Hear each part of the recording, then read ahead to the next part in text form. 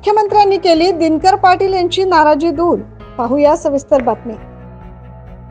सध्या राज्यात लोकसभा निवडणुकीची रणधुमाळी सुरू आहे, त्यामुळे सर्वच राजकीय पक्षाच्या नेत्यांनी जोरदार तयारी सुरू केली आहे। याच पार्श्वभूमीवर 5 दिवसांमध्ये तिसऱ्यांदा मुख्यमंत्री एकनाथ शिंदे रविवारी नाशिक दौऱ्यावर आले। यावेळी त्यांनी मनोहर गार्डन येथे सर्व विविध संस्था प्रतिनिधींची भेट घेतली। तसेच भाजपचे नेते माजी सभागृह नेते दिनकर पाटील यांची देखील नाराजी त्यांनी दूर केली आहे, त्यासाठी त्यांनी रात्री उशिरा त्यांची भेट घेतली। यावेळी मुख्यमंत्री एकनाथ शिंदे आणि माजी सभागृह नेते दिनकर पाटील यांच्यात तब्बल अर्धा तास चर्चा झाली।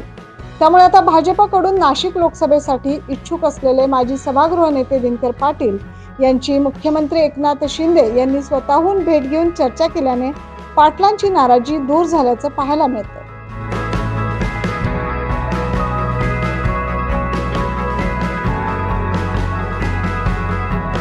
मागील 2-3 वर्षांपासून दिनकर पाटील हे भाजपकडून लोकसभेसाठी तयारी करत होते। त्यांनी संपूर्ण जिल्हा पिंजून काढला, परंतु अचानक तिकीट न मिळाल्याने ते नाराज होते। महायुतीच्या कुठल्याही बैठकीला ते हजर नव्हते। शेवटी मुख्यमंत्री एकनाथ शिंदे यांनी स्वतः माजी सभागृह नेते दिनकर पाटील यांची भेट घेतली। त्यामुळे आता मुख्यमंत्र्यांच्या भेटीनंतर दिनकर पाटील हे महायुतीचे उमेदवार हेमंत गोडसे यांचा प्रचार करणार का, हे बघणं महत्त्वाचं ठरणार। Bureau report 9 news Maharashtra.